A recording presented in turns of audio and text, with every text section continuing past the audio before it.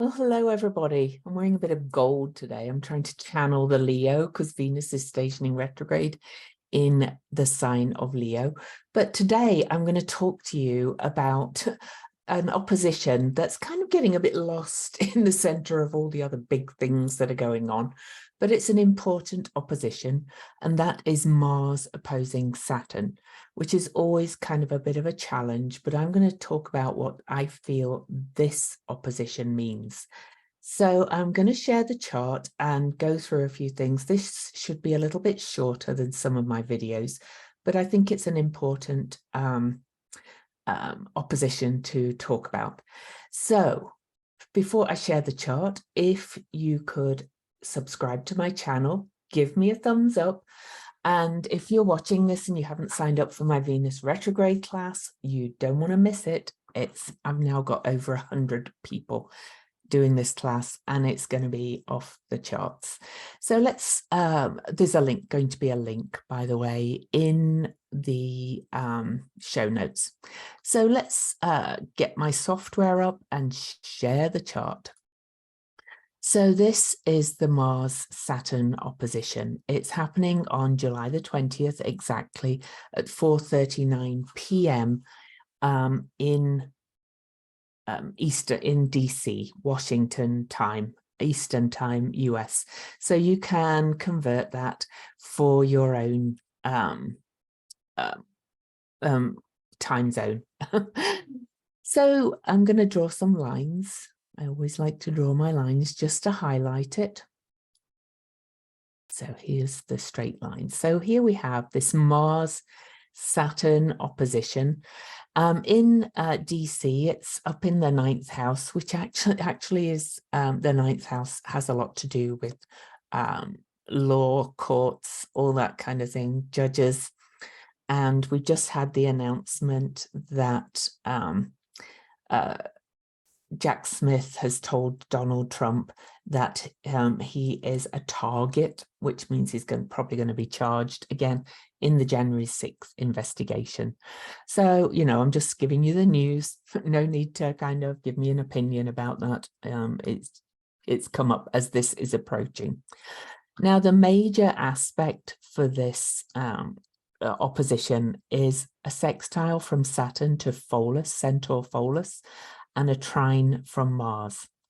Now, first, let's look at these energies. Oh, and Mars is conjunct Pallas Athena, who is the wise owl, but she is also related to justice.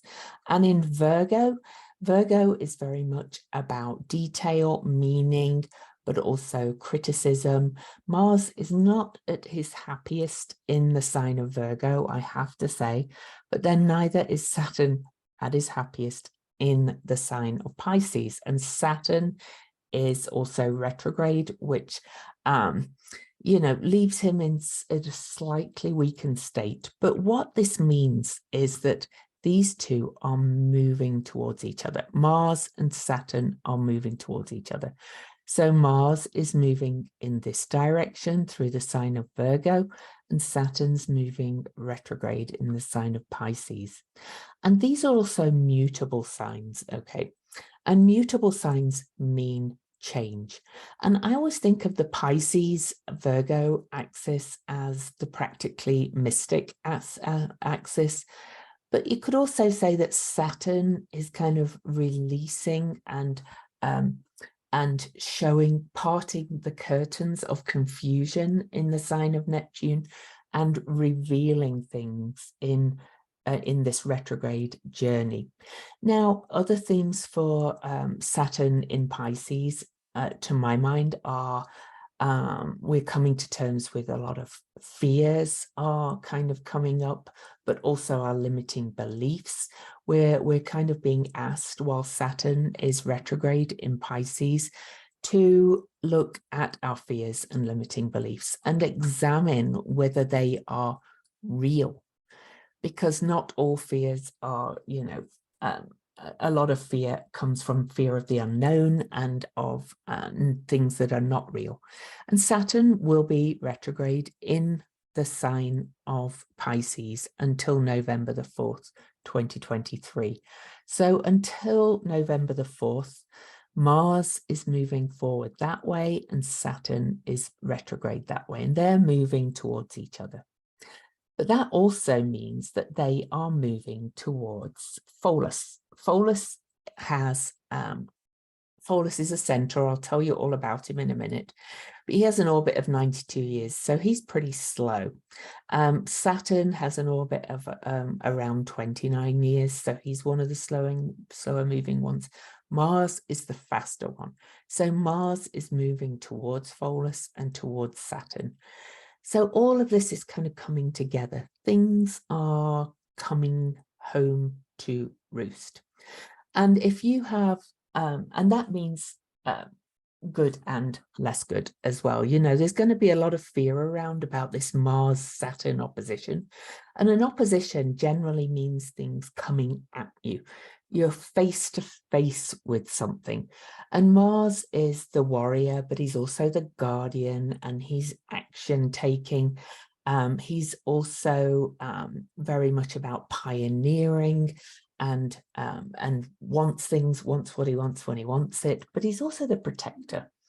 And Saturn is kind of the elder, the father, but also man-made laws. And Saturn rules the sign of Capricorn, where Pholus is.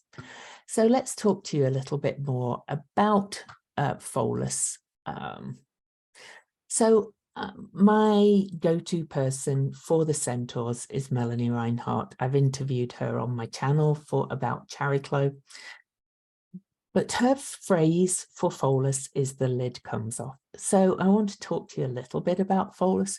Pholus was discovered in 1992, and its process seems to be one, this is Melanie's, seems to be one where a small event sets off a chain reaction, either inwardly or externally, in terms of consequences. In the Greek mythology, Pholus was the keeper of the sacred jar of wine of Dionysus. Dionysus was the god of ecstasy, whose rites were often characterized by drunkenness and chaos, and sometimes they culminated in violence. Similarly, Pholus events often involve things getting out of control. The way to deal with Pholus is to take only essential actions until the floods subside and things settle down. The jar of Pholus was not supposed to be opened for 4 generations, and so the astrological Pholus often highlights the releasing of ancestral processes, whether these are known or unknown to us. And in some ways, bearing witness to the past can be important as we are called upon to clarify our own ancestral lineage. Sometimes there are specific things to do, like forgiveness work and or putting flowers on a grave, but often it's simply to inwardly acknowledge the suffering of those who went before us and to recognize the tragedy of it. Now, collectively, though, I'm kind of feeling Pholus as, I kind of think of it as like Pandora's box. You opening the lid and all this past stuff comes to roost. But a little bit more about Pholus before I talk about this whole kind of configuration, which is really powerful. So Pholus orbit around the sun meets Saturn's orbit and reaches past Neptune, almost touching Pluto at his farthest point from the sun. The orbit period for Pholus is 92 years, so he's one of the very much slower centaurs as well. And he was the cause of the centaur class being named such, and was the first of several centaurs found in that decade after the long initial gap between Chiron being discovered in 1977 and then Pholus was the second one discovered in 1992. So this kind of adds to the lid comes off effect he's associated with. You know, we knew about Chiron since 1977. Nobody knew what Chiron was. And then Pholus was discovered, and then all the other centaurs. Now there's like hundreds of them, but I work with the main ones, Chiron, Pholus, Nessus, and the beautiful Chariklo.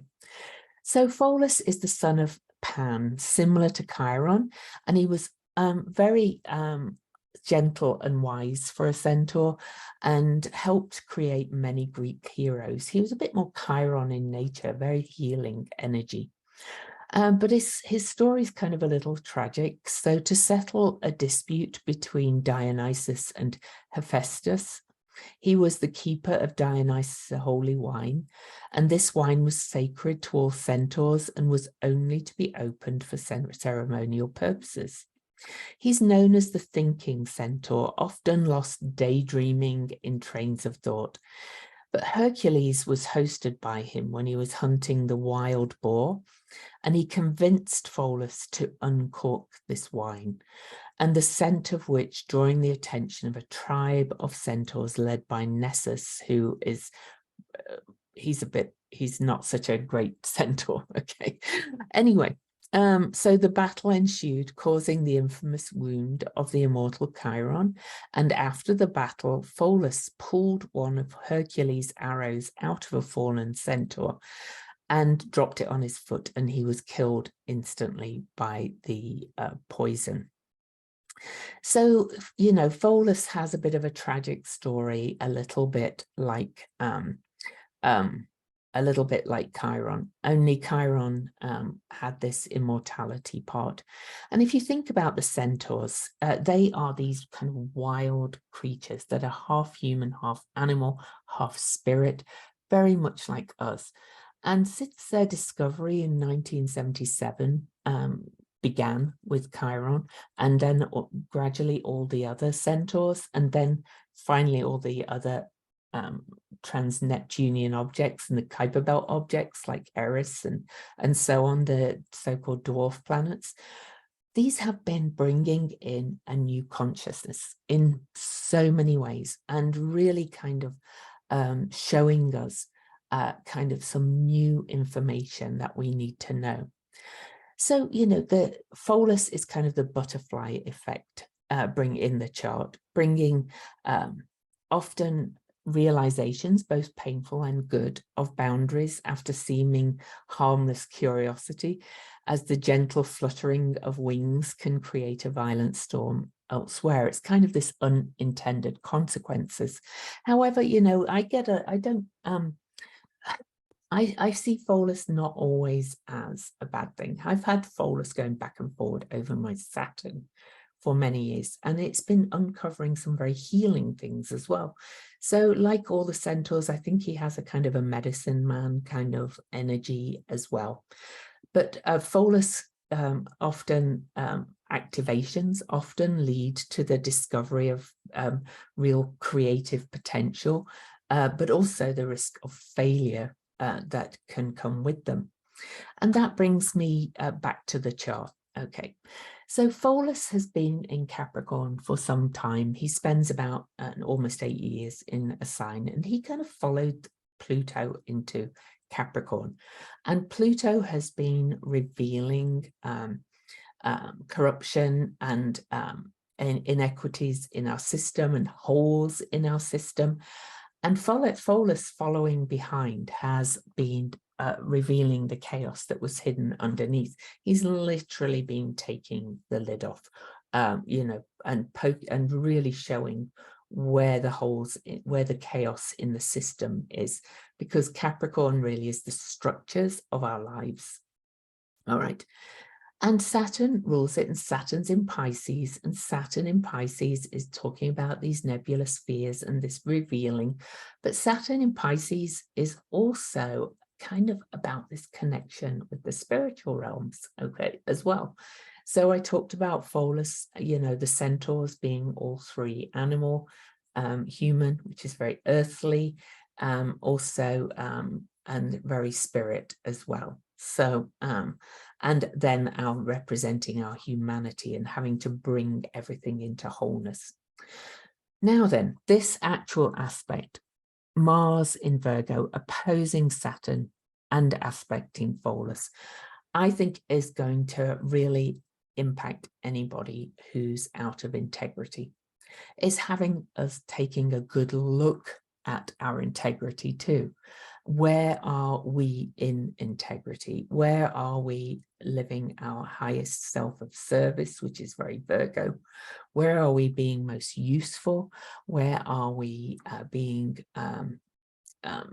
most humble as well? Where are we not thinking too much of ourselves? Okay, and where are we really mastering our connection with the unconscious, with the collective, that in Pisces, and how is that affecting the structures of our lives?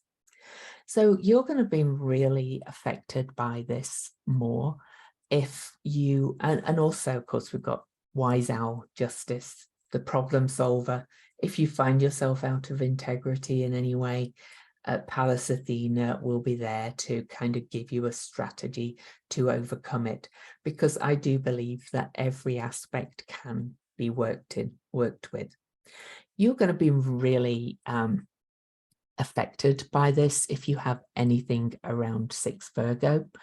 People born when I was born, around the end of the 50s and early 60s, very early, will have Pluto there. So if anybody's around age 63 like me, this is probably right on your Pluto. And the area where that Pluto is, you might be digging in deep into questions of integrity and your soul's desire, what you really desire. Are you kind of coming from a place of the higher good in Virgo? Because Virgo is very much about service. And so, you know, it's going to reveal take the lid off, but it can also release this huge creative potential and say, yeah, but this is what I really desire. And it, you know, Pholus in Capricorn can release those fears of not being enough, not being good enough, and saying, okay, you can do this. Okay, but so long as you stay in spiritual integrity with the Saturn in Pisces.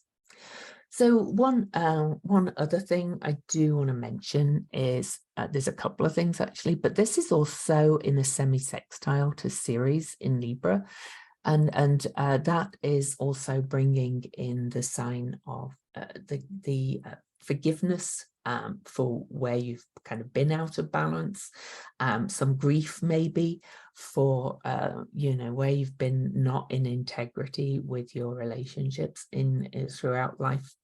So that's a little wriggle to it.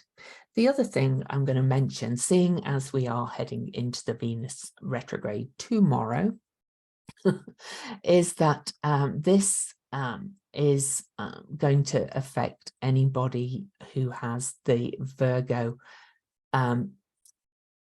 prenatal Venus star point, which is me as well.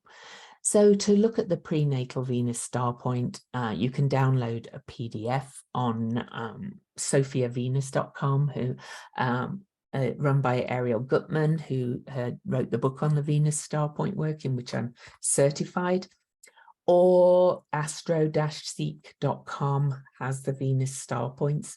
You would look for the star point that was the date before you were born, and that means that's where the Sun and Venus met while you were cooking in utero, and they are the gifts of Venus. And the reason why this is affecting people who were born under a Virgo star point is because the star points move retrograde through the zodiac over time, and we're going to have a Leo star point. We're entering this retrograde in Leo, Venus retrograde in Leo, and the star point will be at 20 Leo. So these have gradually been moving back. So the star point that's coming up, the Venus retrograde, is really going to affect those who were born with the Virgo star point as well, and the Leo. of course, you know, if you were born since the late 80s. But before the 80s, if you have a Virgo star point, this is your star point. And this summer is going to be a major turning point for you, really stepping into what you're mastering, what your meaning is in life, and taking the lid off any blocks and limiting beliefs that are stopping you. But also with Venus going retrograde in Leo, this is about being in real heart integrity. And Mars in Virgo is about integrity too. So it's about really stepping into your power, really doing what your soul really wants you to do, but coming at it with a place of the highest integrity that you possibly can. So I think that's it for the Mars-Saturn opposition. It's quite a big one. Incidentally, in numerology, 6 is the number of Venus too, and all this is at 6 degrees. So, you know, we're really kind of stepping into this more balanced time. Somebody questioned me on my interview with Laurie Lothian on Lunatic Astrology's channel. I said 5 was a Venus number. Well, the Venus astrological cycle follows the Fibonacci sequence, and the Venus cycle makes 5 points over 8 years, 5 star points, makes this pentagram. So 5 is a Venus number, but in numerology, 6 is a Venus number. So we're moving into such a Venusian era. We're really being asked to step into love with integrity and meaning and purpose, and not forgetting your connection with all that is the interconnectedness of source and the collective. And really the lid is coming off anything that is not in that integrity. And that's happening at such a rapid pace. All right. So I hope you enjoyed this. Please subscribe, give me a thumbs up. I'm going to be doing a couple of short videos this week, as well as launching my class. We're going to be talking about the nodes in the next video. But for now, I will see you next time. And check out the Venus class if you're not in it already.